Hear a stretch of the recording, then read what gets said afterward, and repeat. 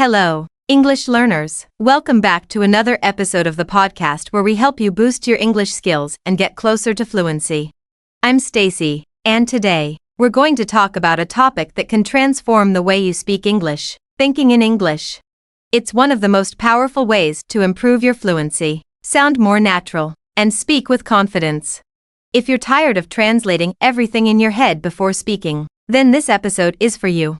We're going to explore why thinking in English is so important, how to train your brain to do it, and some practical exercises to help you get started. So, sit back, grab a cup of coffee or tea, and let's dive in. First, let's talk about why thinking in English is such a big deal. When you think in your native language and then translate into English, it slows you down. Your brain has to do extra work because you're processing the information twice, once in your language and then again in English. This can cause you to stumble over words, struggle with grammar, or even get stuck because you're not sure how to translate a certain expression.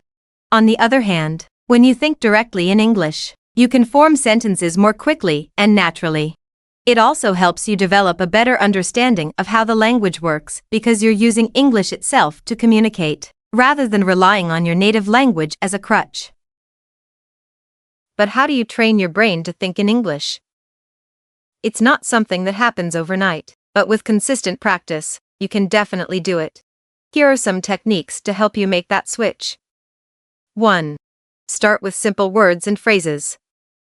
If you're not used to thinking in English, don't try to think in full sentences right away. Instead, start by using simple words and phrases for everyday objects and actions. For example, when you see a cup of coffee, instead of thinking coffee in your native language, think coffee in English. When you're getting ready for bed, think about each action in English, like brush teeth, turn off the lights, or set the alarm. This may seem like a small step, but it's a powerful way to get your brain used to processing English as your first response. 2.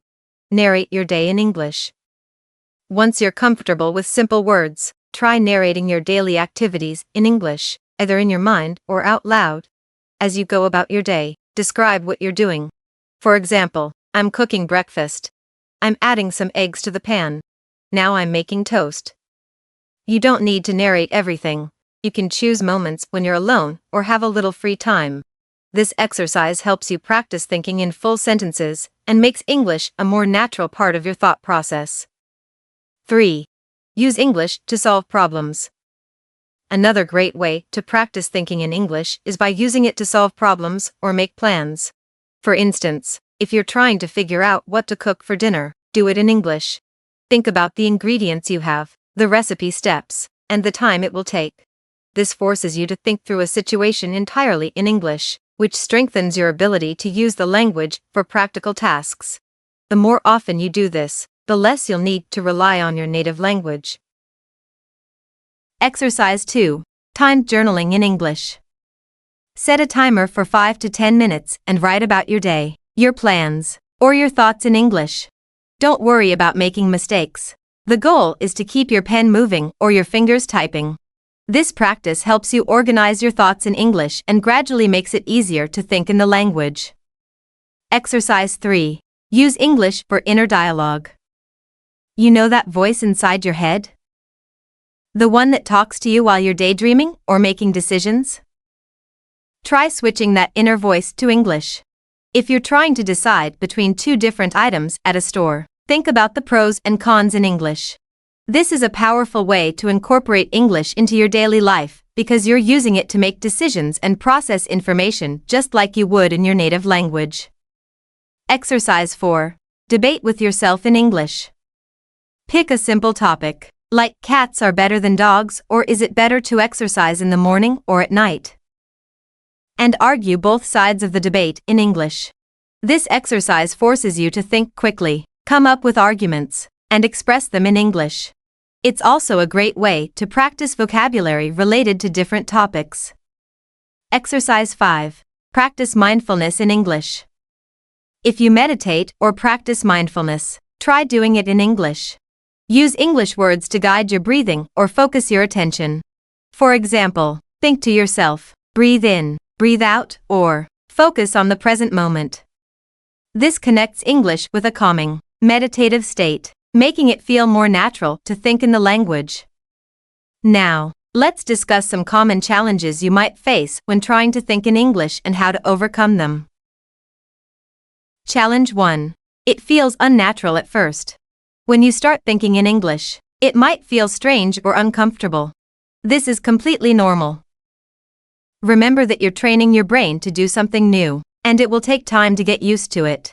Start with small steps, like using simple words or narrating your actions, and gradually build up to thinking in full sentences. Challenge 2. Limited vocabulary. You may feel like you don't have enough words to express your thoughts in English. The key is not to get frustrated. If you can't think of a specific word, describe it in other ways. For example, if you can't remember the word microwave, you can say the machine used to heat food quickly. This practice actually helps expand your vocabulary because it forces you to use different ways to express yourself. Challenge 3. Switching back to your native language. You might find yourself slipping back into your native language out of habit. If this happens, don't worry. Just gently remind yourself to switch back to English. The more often you catch yourself and switch back, the easier it will become. Challenge 4. Fear of making mistakes. Many learners worry about thinking in English incorrectly, but remember, no one else can hear your thoughts. This is a safe space to make mistakes. In fact, making mistakes is a good sign because it means you're pushing your limits and learning. To wrap up, let's quickly review what we covered today. Start with simple words and phrases. Narrate your day in English. Use English to solve problems and make plans. Practice mental translation from English to meaning. Learn and use English idioms. Set reminders to think in English. Incorporate practical exercises like picture description, journaling, and debates. Remember, thinking in English is a gradual process. Be patient with yourself, and practice consistently. It's one of the most rewarding skills you can develop as an English learner, and it will bring you closer to fluency than you might have thought possible. Thank you so much for listening today. If you found this episode helpful, please share it with a friend who's also learning English. And don't forget to subscribe so you never miss an episode. Keep practicing, keep pushing your limits, and most importantly, keep enjoying the process of learning. Catch you in the next episode. Take care, and happy learning!